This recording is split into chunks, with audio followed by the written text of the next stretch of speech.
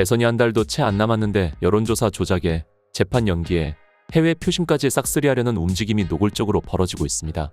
중앙선거대책위원회는 조직본부 산하의 민생소통 추진단을 신설하고 해외 단장으로 주중철 전 요코하마 총영사를 임명했다고 밝혔습니다.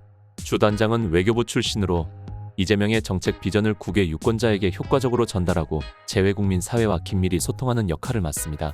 이번 조치는 제22대 대통령 선거를 앞두고 재외 유권자들의 참여를 확대하기 위한 이재명 캠프의 전략적 행보로 해석됩니다. 중앙선거관리위원회에 따르면 이번 대선의 재외 유권자 등록 인원은 총 25만 8,254명입니다. 이는 제20대 대선보다 약 142% 증가한 수치입니다. 다만 제19대 대선과 비교하면 123% 감소한 규모입니다. 지역별로는 아시아 거주 유권자가 12만 8,932명으로 미주 7만 5,607명, 유럽은 4만 3,906명입니다. 국가별로는 미국 5만 1,885명, 일본 3만 8,600명, 중국 2만 5,154명 순입니다. 재외투표는 대한민국 국민이 외국에서도 투표할 수 있는 제도입니다. 주민등록 여부에 따라 국외부재자와 재외선거인으로 나뉩니다. 국외부재자는 국내에 주민등록이 있는 상태로 외국에서 투표하는 국민이고 재외선거인은 주민등록이 말소된 해외 거주 국민을 말합니다. 이번 제22대 대선의 재외투표는 5월 20일부터 25일까지 6일간 전 세계 182개 재외공관 및 임시투표소에서 실시됩니다. 투표 시간은 현지 시각 기준 오전 8시부터 오후 5시까지입니다. 이재명 캠프 측은 전 세계에 흩어져 있는 재외국민의 목소리도 대한민국의 미래를 결정하는 소중한 한 표라며 공정하고 포용적인 국정 비전을 바탕으로 한인사회와의 신뢰를 더욱 강화하겠다고 밝혔습니다. 하지만 정작 국내에선 2025년 6월 3일 대통령 선거를 앞두고 특정 후보의 당선을 정당화하려는 여론조사 조작이 노골적으로 드러나고 있습니다. 이재명 지지율 521%라는 수치는 자체로 현실을 왜곡하고 국민을 기만하는 정치공작의 산물이라는 비판이 나왔습니다. 형사재판에 기소된 전과 사범이 국민 절반 이상의 지지를 받고 있다는 통계는 상식과 이성 그리고 법치주의 원칙의 정면으로 배치된다는 지적입니다. 이는 단순한 착오나 통계 오차의 문제가 아닙니다. 통계의 이름을 빌린 선동이자 정치공작이며 결과적으로는 불법 선거의 사전포석이라는 겁니다. 이러한 여론조사는 헌정질서를 훼손하는 중대한 범죄 행위로 규정됐습니다. 조작된 지표가 언론을 통해 반복적으로 노출되고 여론 형성 도구로 악용되는 방식은 이미 수차례 사용된 전략적 수법이기도 합니다. 이에 따라 다음과 같은 경고가 나왔습니다. 첫째, 여론조사기관과 그 배후 정치 세력은 국민을 기만한 책임을 져야 합니다. 둘째, 중앙선거관리위원회는 여론조사의 공정성에 대해 즉각 철저한 검증과 감시를 시행해야 합니다. 셋째, 필요시 조작 정황이 드러난 조사기관에 대해 형사고발과 등록 취소 조치가 병행되어야 합니다.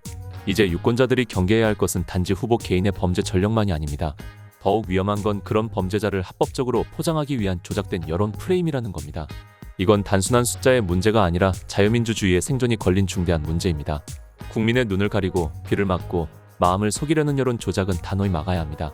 국민의 진실된 선택은 진실된 정보에서 나와야 합니다. 부정과 조작 위에 세워진 정권은 결코 오래갈 수 없습니다. 그런 가운데 이재명과 김문수가 각각 발표한 10대 공약에 사법부와 수사기관 개편안이 포함됐습니다. 이재명은 검찰 권한을 축소하고 대법관을 증원하겠다고 밝혔고 김문수는 사법방해제 신설과 공수처 폐지를 공약했습니다. 민주당은 내란 극복과 K민주주의 위상 회복으로 민주주의 강국을 만들겠다며 검사 파면 제도를 도입하고 검찰의 수사 기소 기능을 분리하겠다고 발표했습니다.